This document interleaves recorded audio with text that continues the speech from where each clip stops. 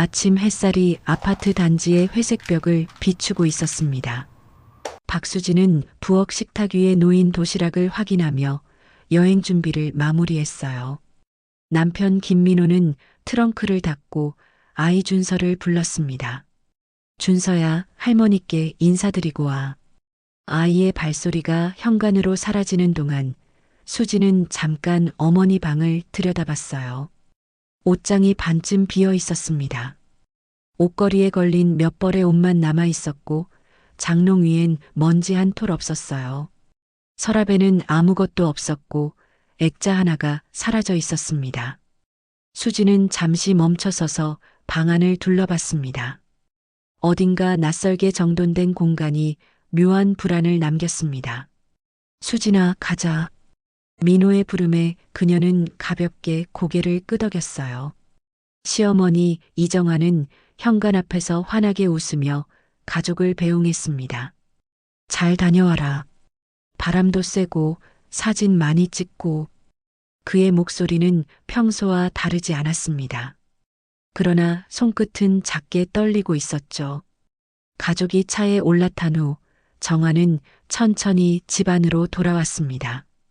그녀는 먼저 거실 커튼을 닫고 장롱 깊숙이 숨겨둔 봉투를 꺼냈습니다.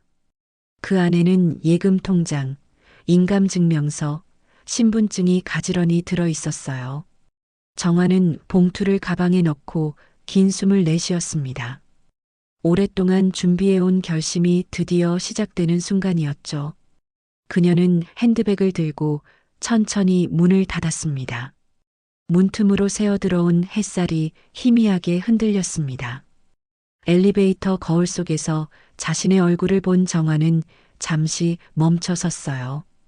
피곤한 눈동자 속에 묘한 평온이 스쳤습니다. 그녀는 스스로에게 조용히 말하듯 입술을 움직였습니다. 이제 됐어. 그날 오전 정화는 은행 두 곳을 방문했습니다. 직원은 그녀의 신분증을 확인하고 예금 전액 인출 절차를 진행했어요. 정화는 오래된 손가방에서 서류를 꺼내 부동산 계약서에 서명했습니다. 공인중개사는 놀란 듯 물었죠. 이걸 다 매각하신다고요? 정화는 조용히 고개를 끄덕였습니다. 오후가 되자 그녀는 택시를 타고 구청으로 향했습니다.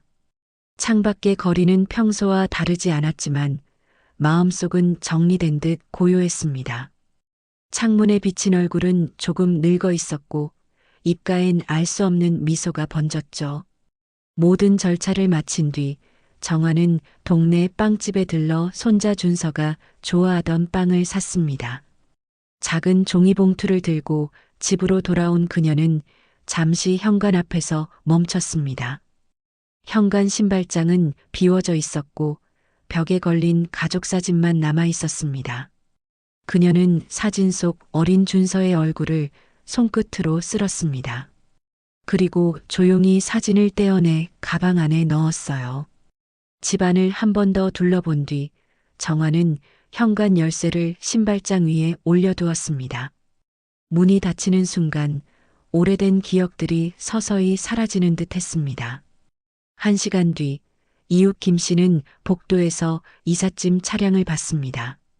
그녀는 잠시 창밖으로 몸을 내밀어 누가 타고 있나 살폈죠. 운전석에 앉은 이정아는 조용히 창문을 올리고 차를 출발시켰습니다. 그 뒷모습엔 망설임이 없었습니다. 그날 아무도 몰랐습니다. 그 평범한 아침이 한 가족의 운명을 바꿀 첫 장면이 될 줄은요. 제주공항에 내리자마자 박수진은 호텔 예약 문자를 확인했습니다. 바다는 잔잔했고 아이 준서는 신이 나서 뛰어다녔어요. 민호는 렌터카 키를 받으며 웃었죠.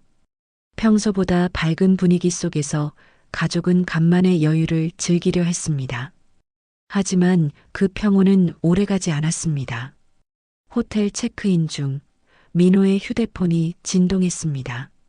그는 잠시 눈살을 찌푸리며 전화를 받았어요. 수지는 옆에서 들리는 단어에 귀를 기울였습니다. 예금해지요? 모든 금액을? 민호의 얼굴이 순식간에 굳었습니다. 그는 전화를 끊자마자 아내를 바라봤어요. 말을 잇지 못한 채 침묵이 흘렀습니다. 수지는 불길한 예감에 가슴이 뛰었습니다. 곧이어 또 다른 전화가 걸려왔습니다. 이번엔 부동산 중개업체였습니다.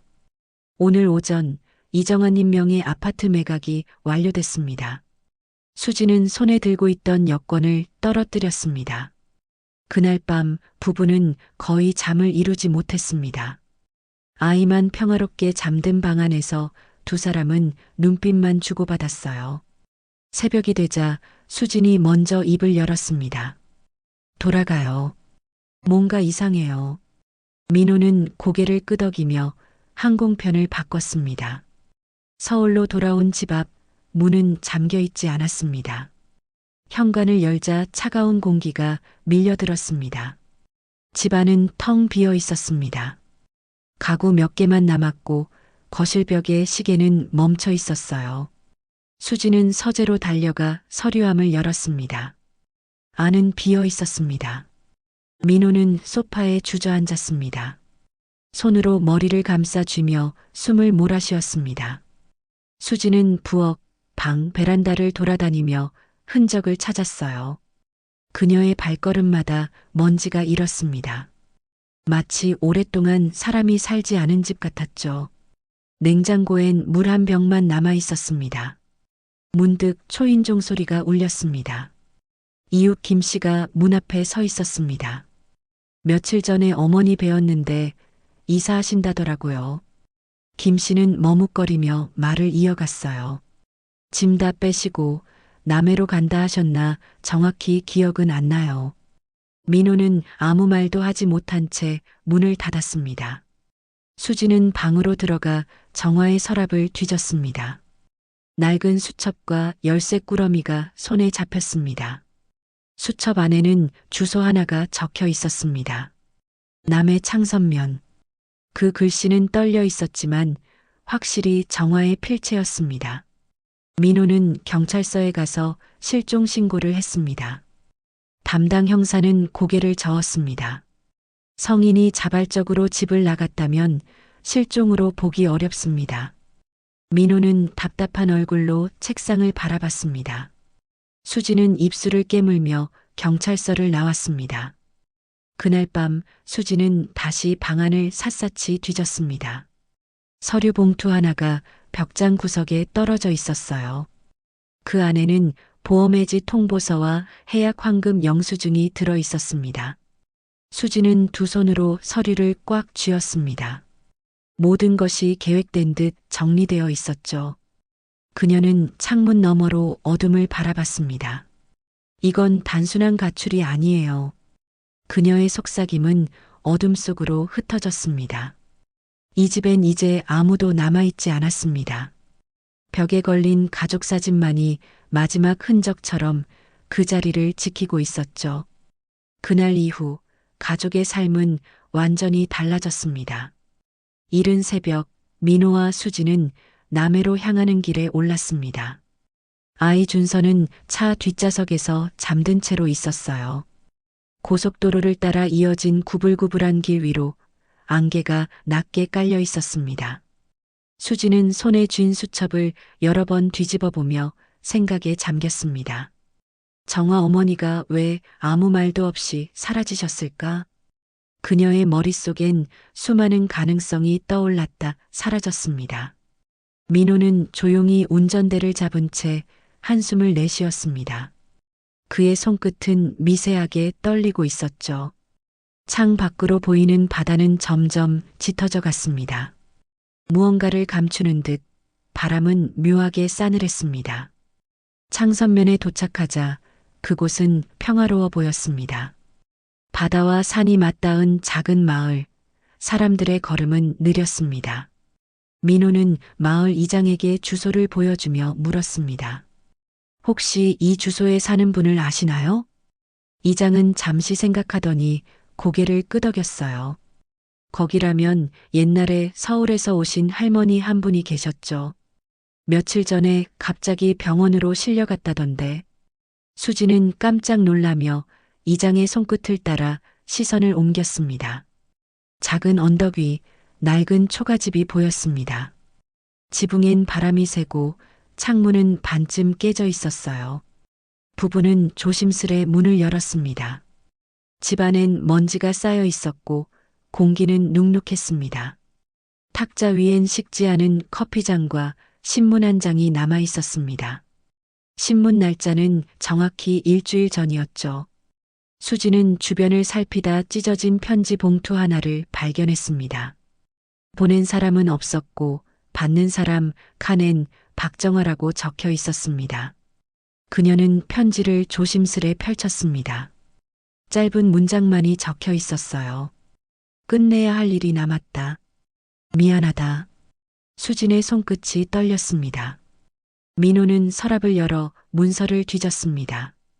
부동산 계약서, 통장 사본, 그리고 사진 몇 장이 들어 있었습니다. 그중 한 장은 젊은 시절의 정화와 낯선 남자가 함께 찍은 사진이었습니다. 둘은 바닷가에서 환하게 웃고 있었어요. 민호는 그 사진을 보고 잠시 멍하니 섰습니다. 이 사람이 누구지? 수지는 그 말을 들었지만 대답하지 않았습니다. 대신 사진 뒷면을 넘겨보았습니다. 거기엔 흐릿하게 적혀 있었어요. 1991 남해 다시 시작한 곳.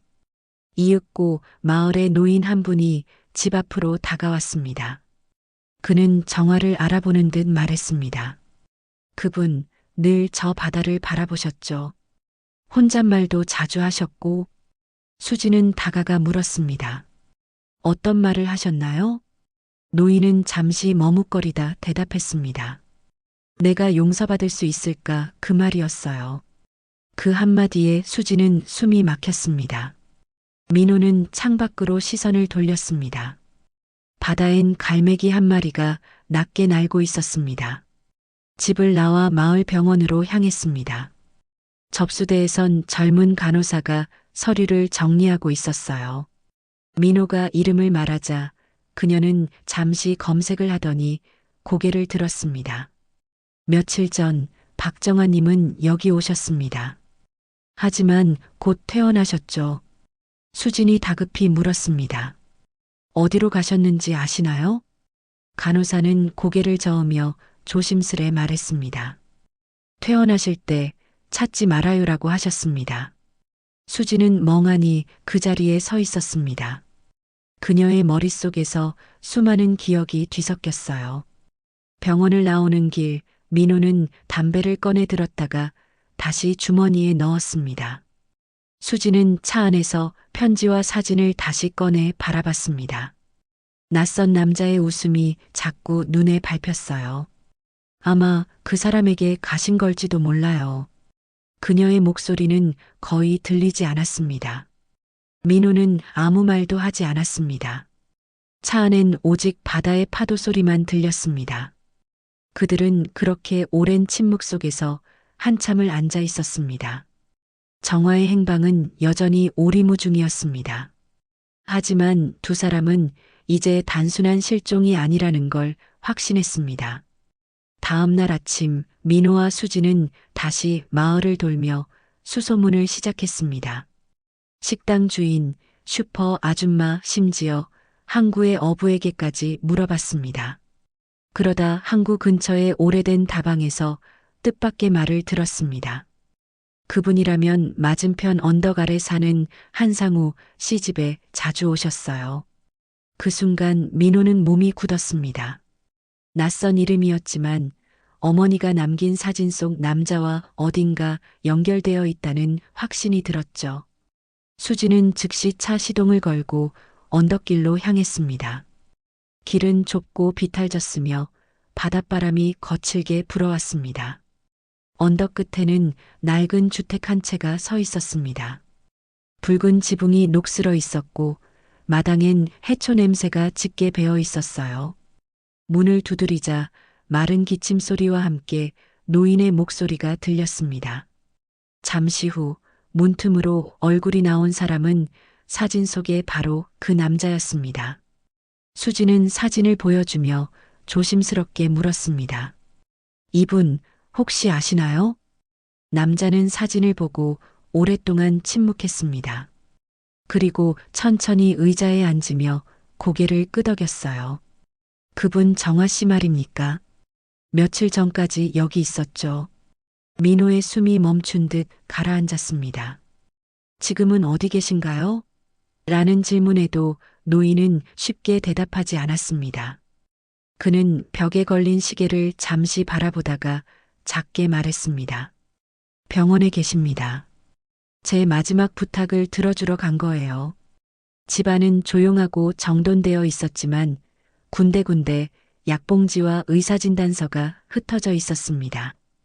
한상우는 말없이 의자에 앉아 손가락 사이로 담배를 굴렸습니다. 그분이 제게 마지막으로 오셨을 땐 이미 많이 힘들어 보였어요. 수지는 그의 말을 들으며 주변을 살폈습니다. 탁자 위엔 정화가 남긴 듯한 손뜨개 목도리가 놓여 있었고 벽 한쪽엔 정화와 한상우가 함께 찍은 최근 사진이 걸려 있었습니다. 그녀는 조용히 사진 앞에 섰습니다. 그 속에 정화는 미소를 짓고 있었지만 눈빛엔 이별의 그림자가 짙었습니다. 민호는 더 이상 말을 잇지 못했습니다. 손에 쥔 사진이 부서질 듯 구겨졌습니다. 한상우는 천천히 입을 열었습니다. 정화 씨는 평생 저를 잊지 못했어요. 하지만 늘 당신 아들 이야기를 먼저 꺼냈죠. 그는 허공을 바라보며 말을 이었습니다. 내게 남은 시간이 얼마 없다고 말했어요. 그분은 제 병원비를 대신 내주시고 제 통장을 정리해 주셨습니다. 그리고는 제 손을 꼭 잡고 말했죠. 이번엔 내가 먼저 떠날게요. 평생 미안했어요. 한상우의 눈가에 눈물이 맺혔습니다. 수지는 조용히 손수건을 내밀었지만 그는 받지 않았습니다. 그때 한상우가 서랍을 열어 편지 한 장을 꺼냈습니다. 이걸 전해달라고 했습니다. 당신들께. 봉투엔 민호에게라는 글씨가 적혀 있었습니다. 민호는 손끝이 떨리는 채로 봉투를 받았습니다. 편지를 열자 정화의 필체가 또박또박 적혀 있었습니다. 내 인생의 마지막 정리는 너희에게 짐이 되지 않기 위해서란다. 엄마는 이제서야 진짜 용서를 받고 싶단다. 민호의 시야가 흐려졌습니다. 수지는 그를 조용히 안았습니다. 창문 밖으로는 바람에 흔들리는 파도 소리만이 들려왔습니다. 잠시 후 한상우가 일어나 현관문을 바라보며 조용히 말했습니다. 그분이 돌아올 거라고 믿어요. 아직 약속을 지키지 못했으니까요. 민호는 아무 대답도 하지 않았습니다. 그의 눈엔 이해할 수 없는 복잡한 감정이 교차했습니다. 사랑, 원망, 슬픔, 그리고 후회가 한꺼번에 밀려들었죠. 수지는 정화의 흔적이 남은 목도리를 가만히 접어 품에 넣었습니다. 그녀는 이 집이 단순한 과거의 공간이 아니라 정화의 마음이 마지막으로 머문 곳임을 느꼈습니다. 그들은 다시 병원으로 향했습니다. 이번엔 진짜로 그녀를 만나기 위해서였습니다. 시청해 주셔서 감사합니다. 2부에서 찾아뵙겠습니다.